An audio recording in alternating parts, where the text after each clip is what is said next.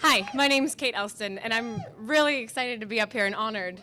The last couple of days have been really great watching all my colleagues work, and it's just been super inspiring.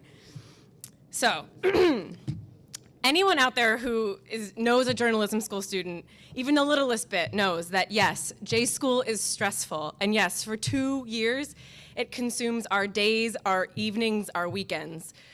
But what you may not realize is that J-School consumes our dreams. Well, my dreams anyway. For my whole life, I've been cursed with having bizarre nightmares. 2 years ago, on a warm August day, meeting all my new colleagues and learning the ropes of the trade in this very courtyard, the journalism-themed nightmares started. So I'm calling this speech my I Had a Dream speech. I had a dream where the entire class, all 45 of us, were going away on a cross-country reporting trip, and Jeremy Rue, the illustrious multimedia professor, was driving us in a big yellow school bus. The thing is, every morning we woke up to one more student having been murdered by one of us, and Jeremy wouldn't pull the bus over once, even though we all knew the murderer was Byron Wilkes.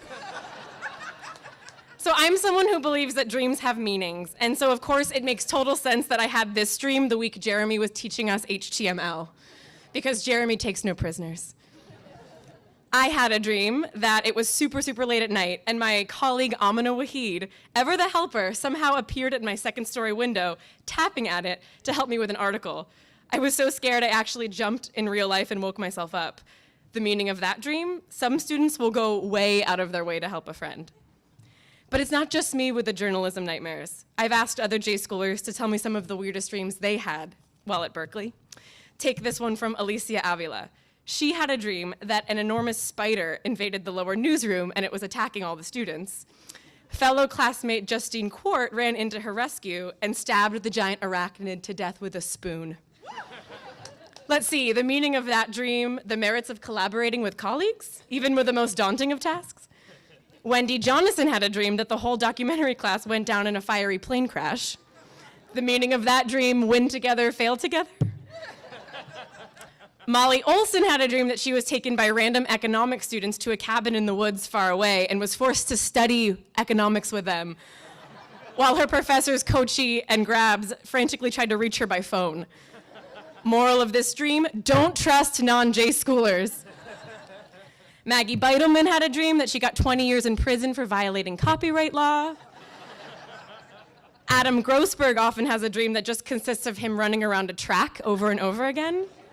And 2 different J-schoolers have had the same dream in which they're just being yelled at by a classmate, and in both dreams, that person is the same classmate, which is hilarious.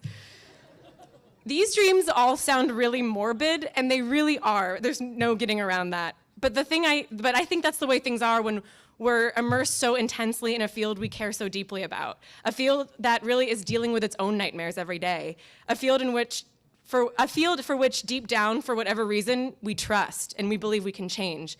There's bound to be nightmares. But I think we'll look back at J-School as a weird, wonderful, real-life dream in itself, where for 2 years, we could pursue any topic we wanted.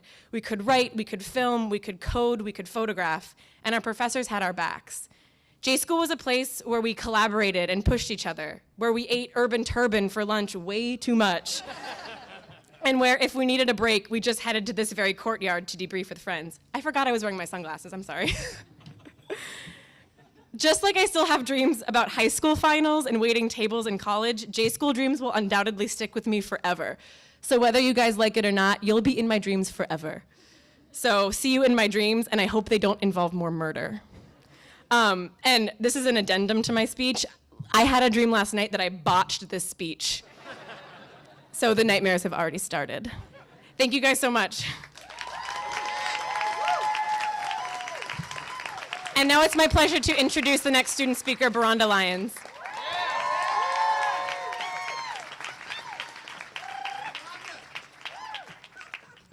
I think they selected me because they thought I would be funny, but I'm only funny on the fly, not prepping for funny.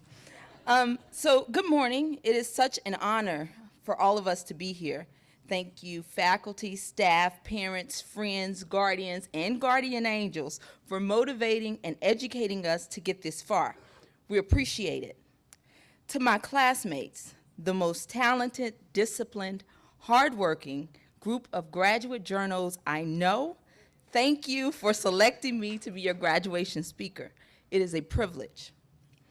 There are about 10 speeches in my head, so I hope the wires don't cross. I've gone through 12 drafts, 6 anxiety attacks, and even shed a few tears in front of Bob Kalo, which in Oakland terms was hella awkward. I just couldn't put everything I wanted to say in words. I knew I wanted to talk about my future trip to Pakistan with Amna. I knew I wanted to talk about my late night bonding sessions with Amina Waheed because people in Oakland decided they wanted to occupy everything available to them. I knew I wanted to mention my friendship with Mitzi, my love for Dylan, my envy of Jeremiah's style, and the look on my face when I finally understood Alex Park's humor. I mean, I didn't get it. It took me about 6 months, and then finally I understood. I'm like, okay, I get you. I'm standing here, I'm having flashbacks of when I first discovered that I could speak. I had to be about 3 years old, and my mother sent me to church with one mission, and that was to deliver. I walked into the small church in Pine Bluff, Arkansas, and saw it was packed. Now, at the time, my church was so small, so we never have a lot of people at church. Now I realize why so many people are there. We call them CMEs. We call them CME members, Christmas, Mother's Day, and Easter. That's the only time they come. So I went into church, I sat in my pew, and I anxiously waited for my name to be called. I waited, and I waited some more. And finally, it was my turn. I stepped up to the front of the church wearing a pastel-colored dress with an itchy petticoat.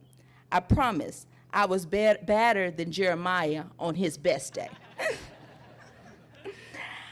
I stood there, wide eyes and bright smile, looking, and then I recited my Easter speech, just like I had rehearsed it with my mom, and I nailed it. I absolutely nailed it. Just like that country girl in Pine Bluff waiting on her time to show everyone she was prepared, we're the same way. We're just as eager. We've been trained. We know how to write a lead. We know how to light an interview. We know how to fact check. We know what it takes to be great journalists. Now, we are waiting on our chance to show the world how talented we are and how prepared we are. Although sometimes it seems like our names won't be called, know that one day we'll all get our time to shine. As journalists, we're so busy connecting the dots for other people, rarely do we take the opportunity to connect the dots for ourselves. Life is just a web of people, experiences, skills, and ideas. Rest assured that at some point, those things will align, and we'll realize that the things we spend most of our time stressing about are the things we can't control anyway. Enjoy the now and realize that nothing is perfect, everything takes time, and things do get better. I leave you with this quote from Rachel's fellow Barnard graduate, Zora Neale Hurston, and it goes, "Ships at a distance have every man's wish on board. For some, they come in with the tide. For others, they sail forever on the horizon, never out of sight, never landing until the watcher turns his eyes in resignation, his dreams mocked to death by time. Graduates, our wishes will roll in with the time, inshallah." I learned that from Amina. We just have to be patient and know that one day the dots we have created here will connect to our life story. Thank you for this opportunity. Don't forget, barbecue at my house, 5828 Occidental Street. Rock on.